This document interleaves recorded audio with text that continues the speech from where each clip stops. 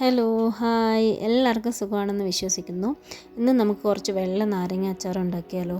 അതിന് വേണ്ടിയിട്ട് ഞാനിവിടെ ചെറുനാരങ്ങ എടുത്തിട്ടുണ്ട്, ഒരു 5-6 ചെറുനാരങ്ങ എടുത്തിട്ടുണ്ട്, ഒരു 6 എണ്ണം. അപ്പോൾ അത് നമ്മൾ ആദ്യം വെള്ളത്തിലോട്ട്, നല്ല തിളയ്ക്കുന്ന വെള്ളത്തിലോട്ട് ഇട്ട് കൊടുക്കുവാണ്. അതൊരു 10 മിനിറ്റ് വെള്ളത്തിൽ കിടന്ന് നന്നായി ബോയിലാവട്ടെ.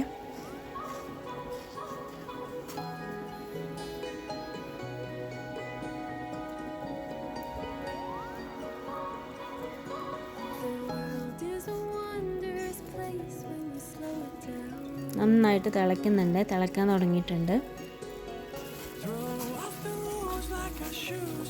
നന്നായി തിളച്ച് നാരങ്ങ നന്നായിട്ട് കുക്കായതിന് ശേഷം നമ്മൾ അതിൻ്റെ ചൂടെല്ലാം ആറിയതിന് ശേഷം ഇതുപോലെ ഇങ്ങനെ കട്ട് ചെയ്ത് എടുത്ത് മാറ്റി വെക്കണം.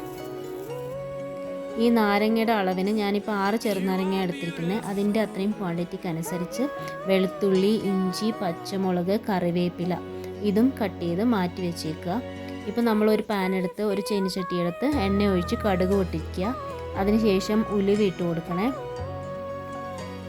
അതിനുശേഷം നമ്മൾ മുറിച്ച് മാറ്റി വെച്ച വെളുത്തുള്ളി, ഇഞ്ചി അതെല്ലാം കൂടെ ഇട്ട് കൊടുക്കുക. എല്ലാം വഴണ്ടതിന് ശേഷം നമ്മൾ വീണ്ടും നാരങ്ങ ഇതിനകത്തോട്ട് ഇട്ട് കൊടുക്കുകയാണേ. അതിനുശേഷം ഉപ്പ്, ആവശ്യത്തിന് ഉപ്പ്, നാരങ്ങയ്ക്ക് വേണ്ട ഉപ്പ്, കായപ്പൊടി, പിന്നെ മഞ്ഞൾപ്പൊടിയും കൂടെ ചേർത്ത് കൊടുക്കുക. എന്നിട്ട് നന്നായിട്ട് ഇളക്കി യോജിപ്പിക്കുക. ഇത് മഞ്ഞൾപ്പൊടിയാണ്.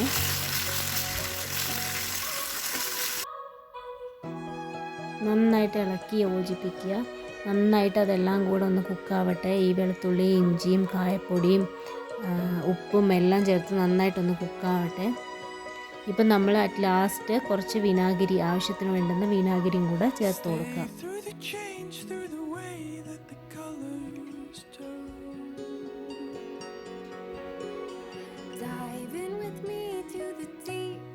ഇത് നന്നായിട്ട് ചൂടേറിയതിന് ശേഷം നല്ല എയർ ടൈറ്റ് ആയിട്ടുള്ള ഒരു കണ്ടെയ്നറിൽ വെച്ചാൽ നമുക്ക് കുറേ കാലം ഉപയോഗിക്കാമേ.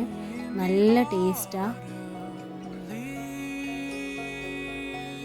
എല്ലാവരും ട്രൈ ചെയ്ത് നോക്കണം, നല്ല ടേസ്റ്റാണ്.